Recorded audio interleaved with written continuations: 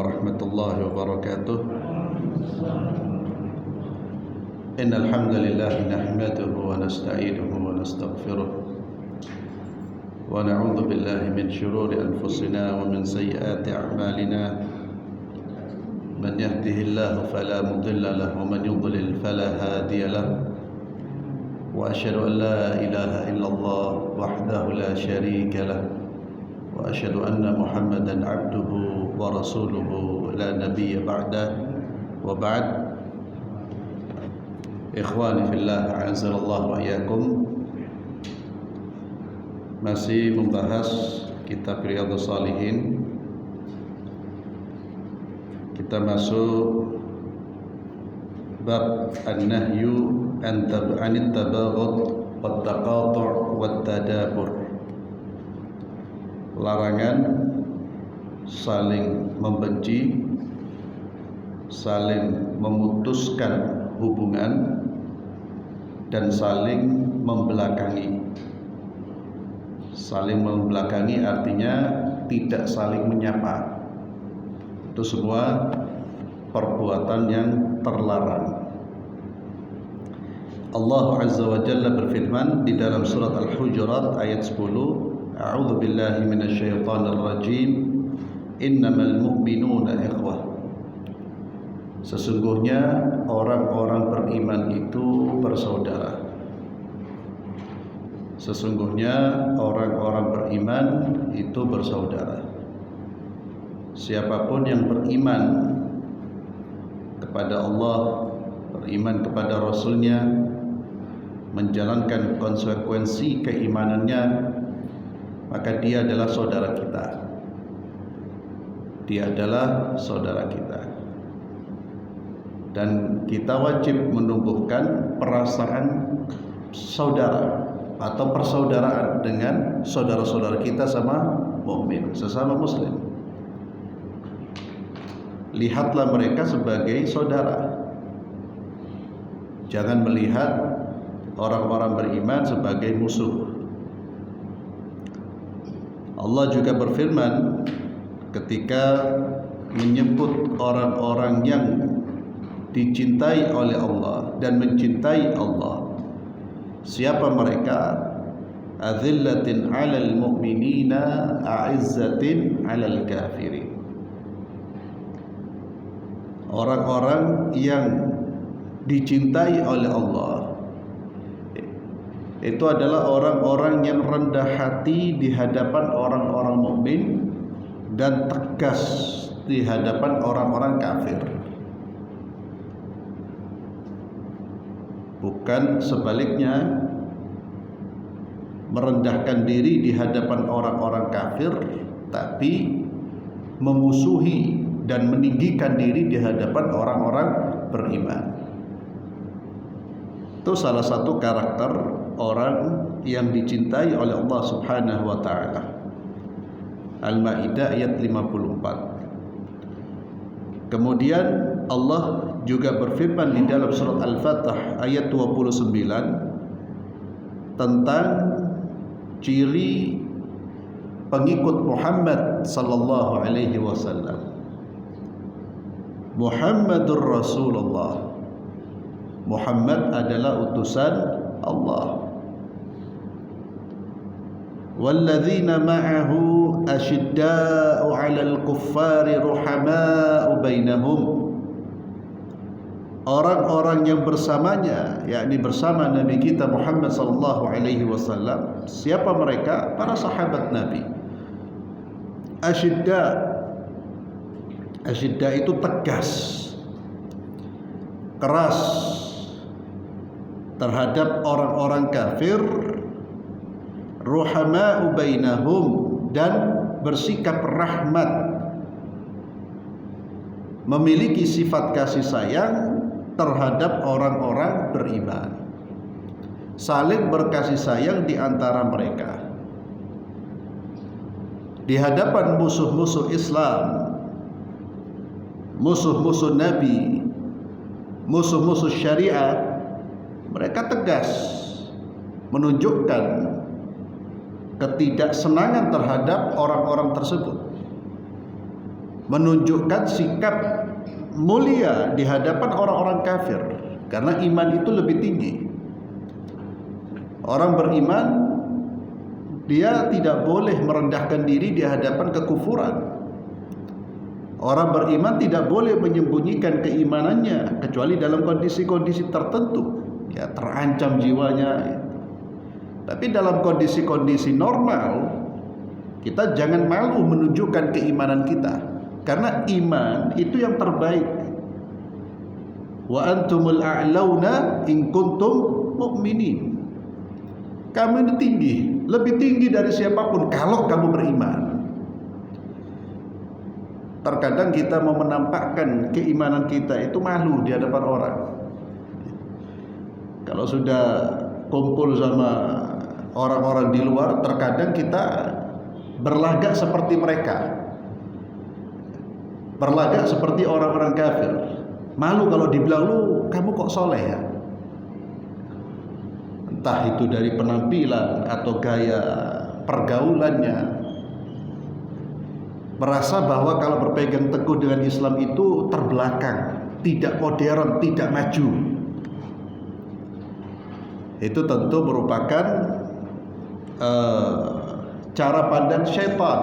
Syaitan itu melihat keimanan adalah sesuatu yang hina, dan syaitan selalu membisikkan di dalam diri manusia bahwa menjadi orang beriman itu akan merendahkan derajatnya, martabatnya. Padahal tidak demikian. Demikian pula orang-orang beriman harus punya sifat rahmat, terutama terhadap saudara-saudaranya. Rahmat kepada semua manusia, na'am. Namun ekspresi rahmat ini tidak selalu kemudian bersikap baik dan toleran. Ya, kalau menghadapi musuh-musuh Allah, ya orang harus tegas, menunjukkan jati dirinya dan menyampaikan kebenaran apa adanya. Dari Anas bin Malik radhiyallahu anhu, anna Nabi sallallahu alaihi wasallam qala, Nabi sallallahu alaihi wasallam bersabda, la tabaghadu. Itu pesan Nabi kita Muhammad sallallahu alaihi wasallam kepada kita semua. Ketika kita membaca hadis, itu hadirkan bahwa Nabi sedang berbicara dengan kita, sedang memberi nasihat kita. Ya Isa la tabaghadu, itu hadirkan itu. Ini bukan ucapan saya, bukan ucapan ustaz, bukan ucapan dai ketika mereka menyampaikan hadis, tapi sampaikan, hadirkan sosok Nabi Muhammad sallallahu alaihi wasallam sedang memberikan instruksi kepada kita. Kesadaran seperti itu akan membuat kita berpegang teguh dengan apa yang disampaikan di dalam hadis itu. Ini ucapannya Nabi sallallahu alaihi wasallam. La tabaghadu, kata Nabi, janganlah kalian saling membenci. Wala tahasadu, janganlah kalian saling iri, saling dengki. Hasad itu nanti di bab selanjutnya ada bab tahrimul hasad, wa huwa tamanni zawali ni'ma an sahibiha. Hasad itu keinginan seseorang agar nikmat yang ada pada orang lain itu hilang. Harapan seseorang akan nikmat yang ada pada orang lain itu hilang, lenyap. Sawa'un kanat nikmatan dinin aw dunya, baik kenikmatan itu merupakan kenikmatan berupa agama atau dunia. Orang membenci kesuksesan seseorang itu sudah tanda-tanda hasad. Orang membenci kenikmatan yang diperoleh oleh seseorang itu sudah tanda hasad. Si fulan dapat proyek umpamanya,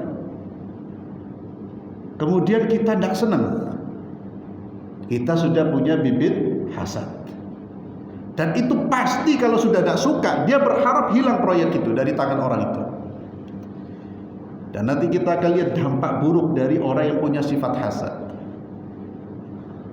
Dan biasanya ya, hasad itu kan amalan hati, tapi biasanya nanti akan muncul dalam sikap dan perbuatan. Nanti itu akan muncul dari omongannya dia. Berburuk sangka kepada saudaranya. Rejal, orang ini dapat beli sayara baru, dapat mana? Dari mana uangnya? Lu, ini jangan-jangan main tak karu-karuan ini. Dia tidak tahu sumbernya, tapi dia sudah muncul ketidaksenangan, dan itu ekspresi ketidaksenangan. Seseorang ketika melihat jirannya maju, alhamdulillah ya Allah. Dan kita boleh berharap seperti dia, ya Allah, beri aku nikmat sebagaimana si fulan. Itu bukan hasad, tamanni, dia berharap memperoleh nikmat yang sama.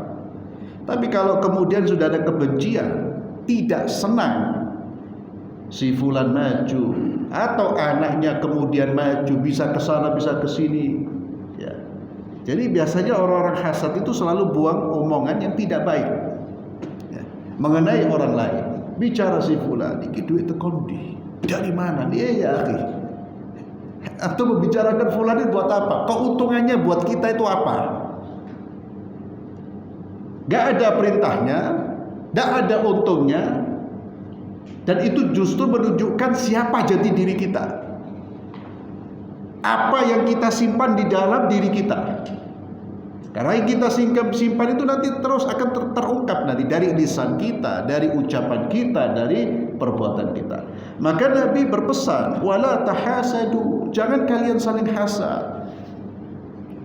Wala tadabaru, janganlah saling membelakangi. Membelakangi artinya tidak saling menyapa.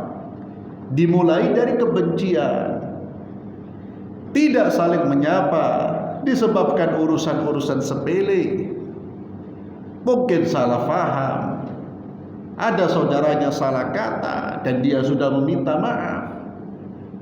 Urusan-urusan yang sebetulnya bisa diselesaikan, tidak terkait dengan urusan akidah, tidak terkait dengan urusan-urusan prinsip. Marahnya gara-gara urusan duniawi, kemudian tidak saling berbicara. Lah, kata Nabi, wala tadabaru. Janganlah kalian saling tadabur. Tadabur itu kan bahasa Arabnya saling memberi dubur. Dubur itu belakang. Jadi saling membelakangi. Ketemu dia tidak salam lah. Termasuk juga di sini orang-orang yang tidak mau memberi salam karena bukan dari golongannya. Itu diceritakan oleh ustadz kita itu di Saudi, itu ada orang-orang seperti itu, belajar ilmu agama satu kampus tidak saling memberi salam. Kenapa? Karena saling mengatakan si fulan bukan ahlu sunnah wal jamaah, padahal sunnahnya sama, syekhnya sama. Itu fitnah yang kemudian terbawa di Indonesia. Wala tadabaru, sama-sama sholat berjamaah, buku yang dikaji juga sama. Pengen juga berakidah dengan akidah yang benar, sama-sama ingin mengikuti Rasulullah SAW. Ada perbedaan-perbedaan yang sifatnya ijtihadiyah, kemudian saling membelakangi. Ini lebih parah, lebih fatal.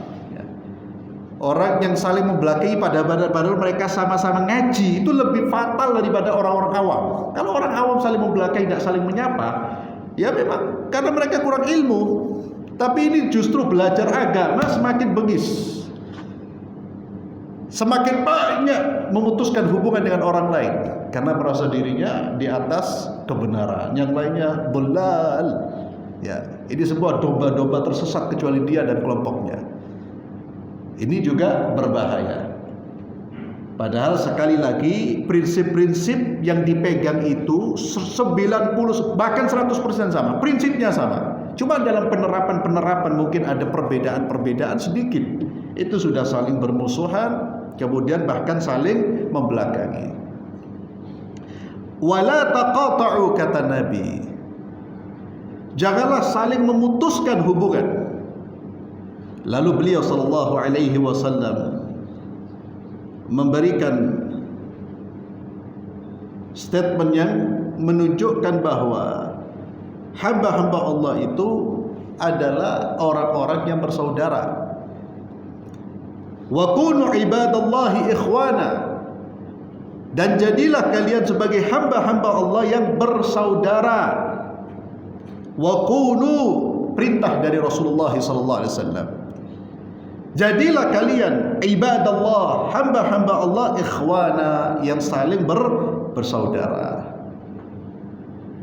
Maka di antara hak persaudaraan kita itu tidak saling bermusuhan, tidak memusuhi, tidak membelakangi, tidak kemudian memutuskan hubungan.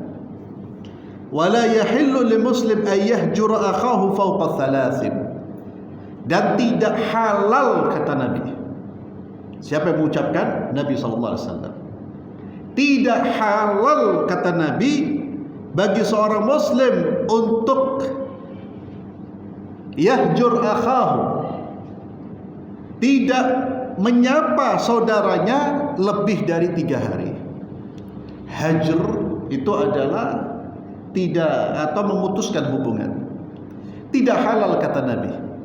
Kalaupun terjadi sesuatu yang kemudian sampai terputus hubungan, kata Nabi, jangan lebih dari 3 hari. Maka di hari-hari itu segera cari solusi. Apa permasalahannya? Bagaimana caranya bisa tidak saling memutuskan hubungan? Kata Nabi, la yahillu, tidak halal.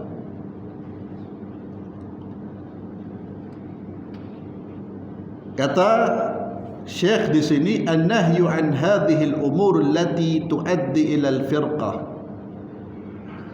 Larangan dari perkara-perkara yang bisa membawa kepada perpecahan, wasyatat, ya, perceraian, wadha'f bainal muslimin, dan kelemahan di antara orang-orang Islam. Kalau umat Islam sendiri di antara mereka saling bermusuhan, saling membenci, saling memutuskan hubungan, tentu mereka akan menjadi umat yang lemah. Kalau sudah lemah, musuh-musuh itu gampang menghancurkan Islam, dan itu salah satu faktor yang memang menyebabkan kita ini lemah di hadapan musuh-musuh kita. Musuh-musuh Islam itu bersatu sekalipun mereka beda akidah. Akidahnya beda loh. Yahudi, Nasara itu sangat 180 derajat, tapi mereka bisa jadi satu dalam menghadapi siapa? Islam. Satu. Antum baca sejarah bagaimana Yahudi dan Nasara itu. Kita akidahnya satu, tidak bisa bersatu. Bahkan seperti tadi yang saya sampaikan, akidahnya satu, sumbernya satu, rukun Islamnya sama, rukun imannya sama, bahkan punya sandaran guru-guru yang sama, bertengkar. Dan bertengkarnya bukan pertengkaran yang dewasa, ya. Bukan pertengkaran dewasa itu artinya ya saling menyampaikan argumentasi. Tapi seperti anak kecil berbeda siwak, tak disopo. Salah kamu sudah. Tidak bisa kena perbedaan pendapat. Itu seperti logikanya anak kecil. Anak kecil itu tersinggung titik ngamuk dia. Ya. Bisa tidak saling menyapa. Itu yang menyebabkan kelemahan di antara umat Islam. Tahrimu hajrul muslim, diharamkan mengabaikan seorang muslim bitarkis salam alaihi, dengan tidak mengucapkan salam kepadanya, wal i'radu anhu, dan berpaling darinya, akthar min 3 ayyam, lebih dari 3 hari. Ini dikecualikan bagi orang-orang yang memang sedang diberi sanksi karena pelanggaran syariatnya. Orang yang menyimpang dari syariat boleh dia diberi sanksi dengan dihajar. Hajar itu yaitu tidak disapa, atau bahasa lainnya diisolasi. Karena apa? Dia melanggar syariat, dia menyimpang dari syariat. Itu boleh dilakukan hajar, hukuman hajar, diisolasi lebih dari 3 hari kalau itu bermanfaat buat dia. Kalau itu bermanfaat buat dia. Kalau tidak bermanfaat, jangan dihajar, tidak boleh. Karena tujuan dari hajar ya, tidak mengajak berbicara, tidak menyapa, tujuannya agar dia sadar. Kalau kita tahu dia tidak akan sadar, justru semakin berani, tidak boleh dihajar. Ya. Itu nanti dalam pembahasan ulama ada hajrul asi wa hajrul mubtadi'. Jadi membiarkan, meninggalkan orang-orang bermaksiat atau orang-orang yang merubah-rubah agama Allah Subhanahu wa taala. Sebagaimana Nabi SAW pernah tidak menyapa 3 sahabatnya lebih dari 3 hari. Ya, dalam perang Tabuk. Siapa yang tidak disapa oleh Nabi? Murarah, Ka'ab bin Malik, kemudian Hilal. Karena mereka tidak ikut jihad fisabilillah. Diberi hukuman oleh Nabi. Nabi tidak menyapa mereka, bahkan Nabi menyuruh sahabat-sahabat untuk tidak menyapa mereka. Itu namanya al-hajr. Namun di sini jelas manfaatnya. Manfaatnya ada. Mereka betul-betul merasa bersalah, sedih, dan merasa betul-betul melakukan satu kesalahan yang luar biasa. Jadi kalau tujuannya itu boleh dilakukan lebih dari 3 hari. Tapi ingat, siapa yang menghajar? Kalau Nabi, para sahabat sudah jelas. Ya, siapa yang betah tidak disapa oleh Rasulullah SAW? Namun kalau kita dengan orang-orang besar kita anggap dia menyimpang, jangan pakai hajar. Ya. Karena hajruna, sikap hajar kita ini tidak akan bermanfaat buat dia. Maka yang lebih tepat adalah pendekatan dengan memberikan nasihat. Memberikan nasihat, mengarahkan, menyampaikan al-haq ya, dengan tetap menjaga hubungan yang baik. Tapi tetap nasihat disampaikan, yang hak juga disampaikan ya, tidak memutuskan hubungan 100%. Dari Abu Hurairah radhiyallahu anhu anna Rasulullah sallallahu alaihi wasallam qala, Abu Hurairah berkata bahwa Rasulullah sallallahu alaihi wasallam bersabda, tuftahu abwabul jannah yaumal itsnain wa yaumal khamis. Pintu-pintu surga setiap hari Senin dan Kamis itu dibuka oleh Allah Subhanahu wa taala. Pintu-pintu surga setiap hari hari Senin dan Kamis dibuka oleh Allah.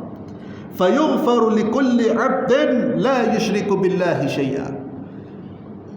Dan setiap hari Senin dan Kamis itu Allah akan memberikan ampunan kepada seorang hamba yang tidak menyekutukan Allah Subhanahu wa taala. Ini diantara salah satu faedah dari tauhid. Orang-orang yang menjaga dirinya dari kesyirikan itu mendapatkan ampunan dari Allah. Diampuni dosa-dosanya setiap hari Senin dan Kamis. Itulah mengapa dianjurkan puasa Senin dan Kamis. Ya. Senin dan Kamis itu punya keutamaan. Allah buka pintu-pintu langit. Nabi senang berpuasa ketika amal-amal itu diangkat. Diangkat ketika sedang berpuasa. Demikian pula Nabi SAW berpuasa setiap hari Senin karena apa? Kata Nabi, hadza yaumin wulidtu fih. Itu hari saya dilahirkan. Nabi berpuasa karena itu hari kelahiran beliau SAW. Maka kita ini kalau mau memperingati kelahiran Nabi jangan setahun sekali. Puasa Senin Kamis itu sunnah. Ingat Nabi setahun sekali ini, ya Allah, terlalu meremehkan kita. Demi Allah terlalu meremehkan. Kalau kita ini baca memuji Nabi hanya setahun sekali itu terlalu meremehkan. Mau mengingat Nabi, memuji Nabi, mengagungkan Nabi setiap hari. Ya akhi, duduk membaca hadis-hadis Nabi setahun sekali ya akhi. Lalu merasa dirinya sudah paling ta'zim terhadap Nabi lah. Kita cinta Rasulullah ya baca setiap hari. Terutama petunjuk-petunjuk beliau itu yang lebih penting itu. Ya. Setiap hari buka, itu tanda cinta kita kepada Rasulullah. Demi Allah, bohong kita kalau kita mengaku cinta Nabi tapi tidak pernah membuka petunjuk-petunjuk Rasulullah SAW. Kita ini kalau cinta, saya sering contohkan apa? Musik biasanya. Lagu si fulan, lagunya si fulan. Hampir setiap hari kita dengarkan itu. Hampir setiap hari kita dengarkan. Karena apa? Senang ya. Demikian orang kalau suka. Kalaupun kita berjalan umpamanya, lalu kita terdengar lagu yang kita cintai, kita akan mengikuti, bahkan mungkin terdiam. Untuk apa mengikuti? Lah ini kayak aku cinta Nabi. Ada kajian tentang hadis tidak pernah hadir. Tapi setahun sekali merayakan, kemudian merasa dirinya sudah paling cinta. Ya akhi, dibacakan qala Rasulullah wala yasma', telinganya tidak tergerak, tidak ada mahabbah. Lalu kemudian anak cinta Rasulullah SAW. Dan cinta itu memang buktinya adalah ittiba', mengikuti, mengagungkan, memuliakan. Termasuk Nabi itu berpuasa setiap hari Senin. Salah satu faktornya apa? Karena hari itu adalah hari Nabi SAW dilahirkan. Hadza yaumin wulidtu fihi. Ya, dan beliau juga hari Senin itu hari beliau dibangkitkan menjadi seorang, atau diutus menjadi seorang nabi. Maka ada kata para ulama, seharusnya kita ini merayakan maulidnya Nabi setiap hari, termasuk puasa Senin Kemis. Ya. Jadi jangan setahun sekali, ya Allah, setahun sekali. Nanti ada perayaan hari ibu setahun sekali, la haula wala quwata illa billah. Ya. Begitu mudahnya kita mengikuti tradisi-tradisi di luar Islam. Jangan setahun sekali, tidak ada. Itu amalan-amalan. Ya. Kita senang dengan kelahiran Nabi, senang dengan menghormati orang tua. Itu amalan yang setiap hari harus kita munculkan. Setiap hari harus kita tinggikan syiar itu. Cinta kepada orang tua, cinta kepada Rasulullah SAW. Setiap hari harus. Dan kita tampakkan dengan jujur. Dengan jujur itu apa? Amal perbuatan. Dengan mengikuti Nabi. Dengan bersalawat terus kepada Rasulullah SAW. Sekalipun tidak harus diundang dulu, ada makanannya lah. Dengan salat berjamaah. Itu salah satu ciri-ciri kita memang betul-betul mengikuti Rasulullah SAW.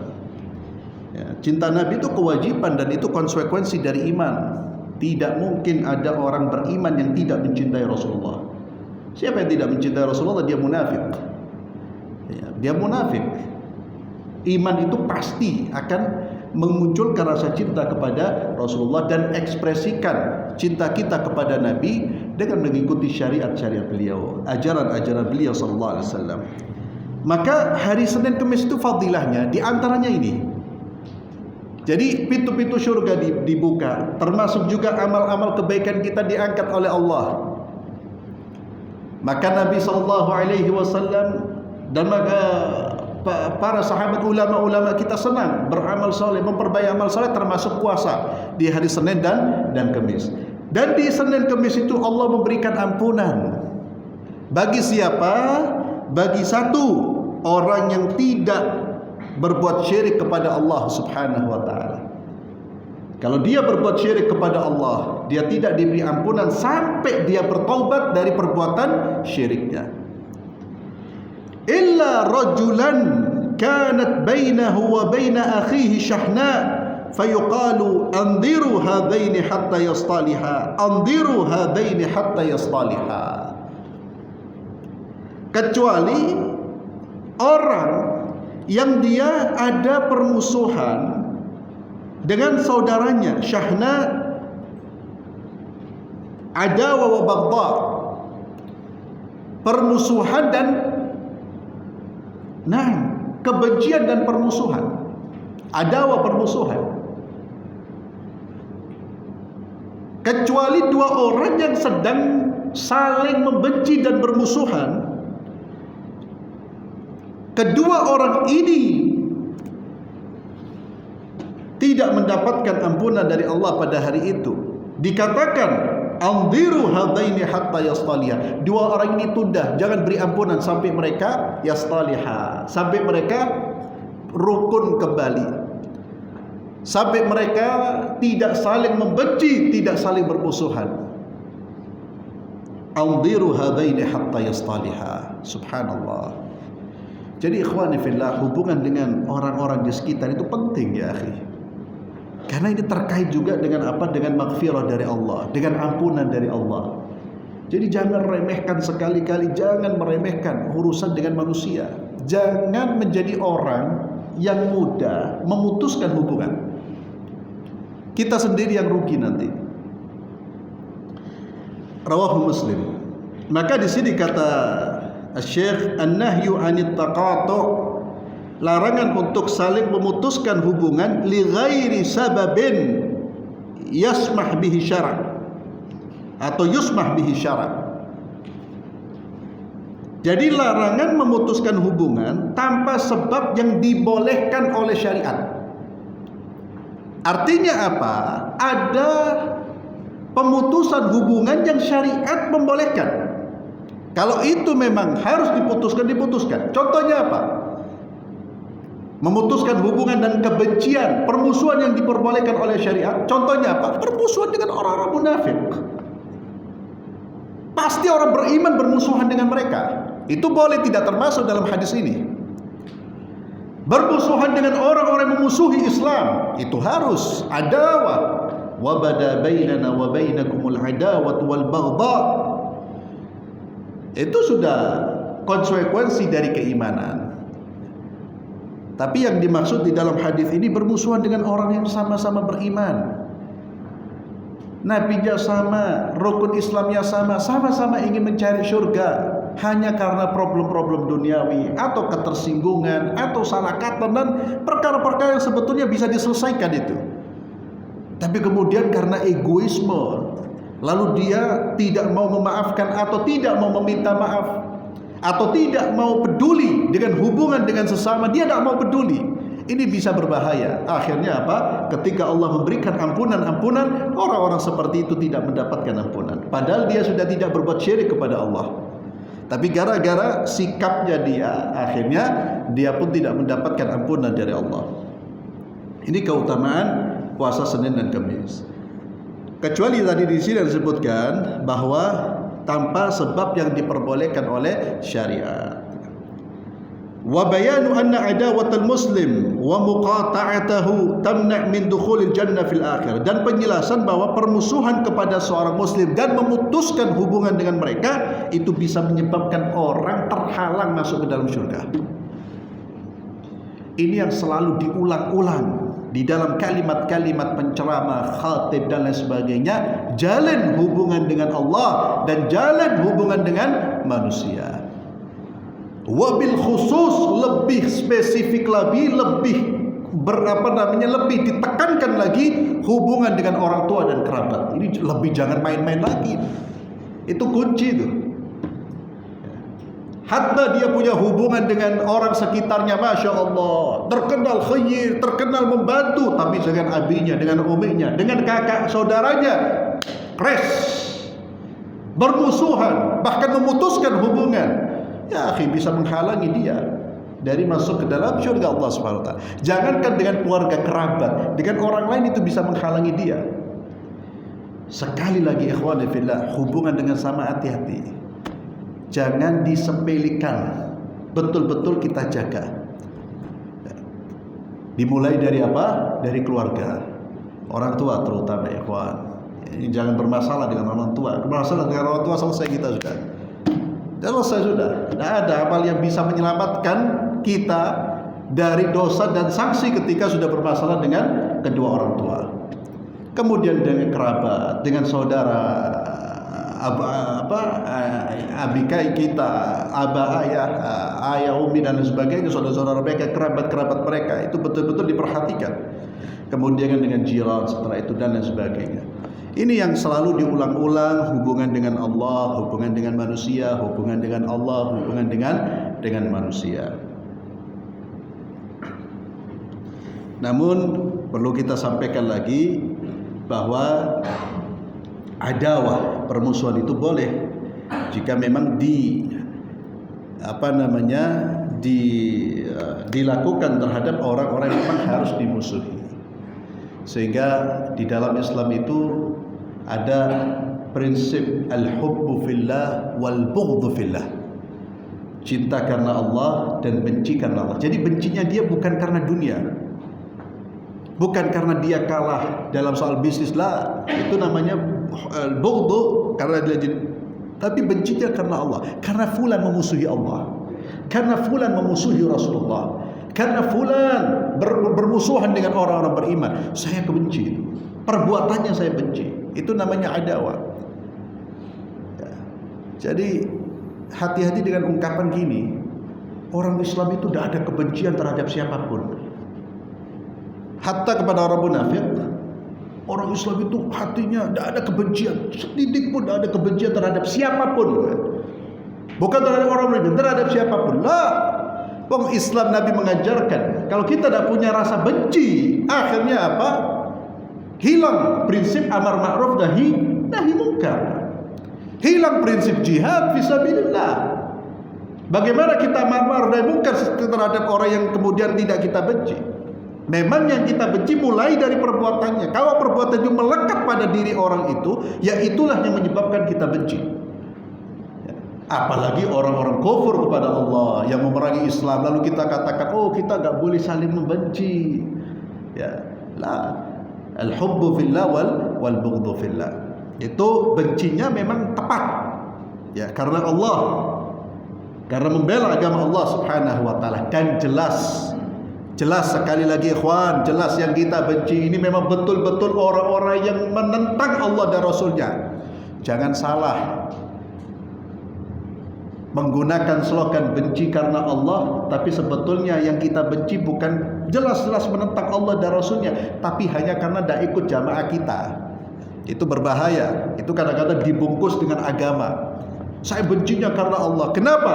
Padahal sebetulnya urusannya bukan urusan dia munafik, dia orang yang menentang Allah dan Rasulnya, bukan. Urusannya karena dia berbeda pendapat. Na'udzubillah. Ini yang tidak boleh terjadi, dan itu tidak bisa dikatakan benci dan cinta karena Allah Subhanahu wa taala. Kalau munafikun, orang-orang fusaq, ya kita harus punya adawah, ya. Kemudian bab tahrimil hasad, diharamkannya hasad. Sebagaimana tadi yang saya sampaikan, hasad adalah keinginan atau harapan hilangnya nikmat dari orang lain, an sahibiha, dari pemilik nikmat itu, ya. Dan ini dimulai dari apa? Dari kebencian. Kita naudzubillah umpamanya sampai kita melihat fulan atau keluarganya mendapatkan nikmat, lalu kita sudah tidak senang, segera istighfar kepada Allah. Segera kita istighfar, kita ucap astagfirullah, ya, kita koreksi diri kita. Karena hasad ini ada, sifat hasad ini ada pada setiap manusia. Semua manusia, ulamanya, dainya, ustadznya, orang awam, semua punya bibit hasad. Semua orang. Tinggal kita ini mau memerangi, mau mencabut akarnya atau membiarkan. Jangan dianggap hasad itu orang-orang awam lah. Terkadang orang-orang beragama pun, mengerti agama pun hasad. Dan ini sudah dijelaskan oleh ulama-ulama kita. Para ulama-ulama ketika menulis, hati-hati ketika mereka memberikan peringatan kepada para penuntut ilmu syar'i, hati-hati dengan sifat hasad. Karena hasad juga terjadi di antara mereka. Si fulan ternyata pengikutnya lebih banyak, hawas dia. Ini pengikutnya luar biasa, kajiannya dihadiri banyak orang, lu. Na'udzubillah. Dan biasanya orang hasad itu hasad dengan orang yang seprofesi. Itu biasanya seperti itu. Pebisnis hasadnya sama pebisnis. Ustadz hasadnya sama ustadz. Ulama hasadnya sama ulama. Biasanya seprofesi. Jarang ada lintas profesi. Pebisnis hasad sama ulama lah, mungkin biasanya. Karena sifat dasar manusia, sekali lagi, dia tidak ingin diungguli sama orang. Dia itu merasa berat. Ya, ini harus betul-betul kita tekan. Karena Allah Azza wa Jalla juga memberikan potensi keburukan di dalam diri kita, sehingga kita harus berupaya untuk memeranginya, yang disebut dengan apa? Jihad melawan hawa nafsu. Fa'alhamaha fujuraha wa taqwaha. Qad aflaha man zakkaha wa qad khaba man dassaha. Allah Azza wa Jalla mengingatkan tentang sifat buruk hasad dalam surah An-Nisa ayat 54. Am yahsuduna an-nas ala ma atahumullahu min fadlih? Apakah mereka hasad kepada manusia yang Allah berikan keutamaan karunia dari Allah kepada mereka? Dan di sini hasad, orang yang hasad itu juga adalah orang yang sebetulnya protes terhadap Allah. Secara tidak langsung dia protes kepada Allah, seolah-olah dia mengatakan, kenapa si fulan diberi, kenapa saya tidak diberi. Hati-hati. Itulah mengapa hasad itu berbahaya. Karena orang hasad dia tidak ridha terhadap pembagian Allah Azza wa Jalla kepada hamba-hambanya. Kalau dia ridha, dia tidak akan benci. Dia tidak akan berharap hilangnya nikmat dari orang tersebut. Tak mungkin dia berharap. Kalau dia ridha. Kalau dia sudah tak senang, berarti dia tak ridha itu. Tak ridhanya bukan kepada manusia, tak ridhanya kepada Allah.